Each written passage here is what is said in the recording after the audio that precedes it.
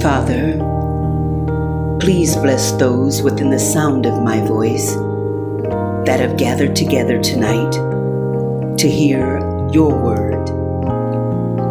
Genesis chapter 38, Judah and Tamar, New King James Version.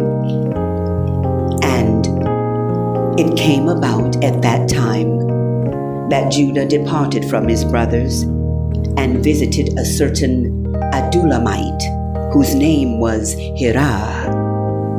Judah saw there a daughter of a certain Canaanite, whose name was Shelah, and he took her and went in to her.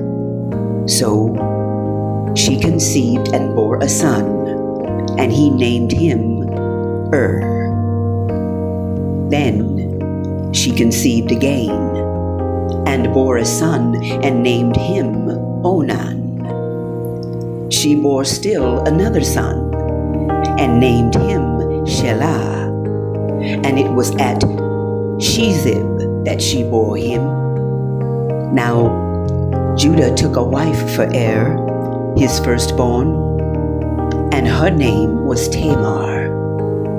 But Judah's firstborn, was evil in the sight of the Lord. So the Lord took his life. Then Judah said to Onan, "Go into your brother's wife and perform your duty as a brother-in-law to her, and raise up offspring for your brother." Onan knew that the offspring would not be his, so when he went into his brother's wife, he wasted his seed on the ground in order not to give offspring to his brother. But what he did was displeasing in the sight of the Lord, so he took his life also. Then Judah said to his daughter-in-law Tamar, "Remain a widow in your father's house until my son Shelah grows up." For he thought, "I am afraid that he too may die like his brothers." So Tamar went and lived in her father's house. Now, after a considerable time, Shua's daughter, the wife of Judah, died. And when the time of mourning was ended, Judah went up to his sheep shearers at Timnah, he and his friend Hirah the Adullamite. It was told to Tamar, "Behold, your father-in-law is going up to Timnah to shear his sheep." So she removed her widow's garments and covered herself with a veil, and wrapped herself, and sat in the gateway of Enaim, which is on the road to Timnah.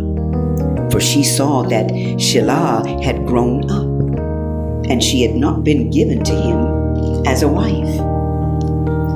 When Judah saw her, he thought she was a harlot, for she had covered her face. So he turned aside to her by the road and said, "Here now, let me come into you." For he did not know that she was his daughter-in-law. And she said, "What will you give me, that you may come into me?" He said, "Therefore I will send you a young goat from the flock." She said, "Moreover, will you give a pledge until you send it?" He said, "What pledge shall I give you?" And she said, "Your seal and your cord and your staff that is in your hand." So he gave them to her and went in to her, and she conceived by him. Then she arose and departed, and removed her veil, and put on her widow's garments. When Judah sent the young goat by his friend the Adullamite to receive the pledge from the woman's hand, he did not find her. he asked the men of the place, saying, "Where is the temple prostitute who was by the road at Enaim?" But they said, "There has been no temple prostitute here." So he returned to Judah and said, "I did not find her. And furthermore, the men of the place said, there has been no temple prostitute here." Then Judah said, "Let her keep them, otherwise we will become a laughing stock. After all, I sent this young goat, but you did not find her."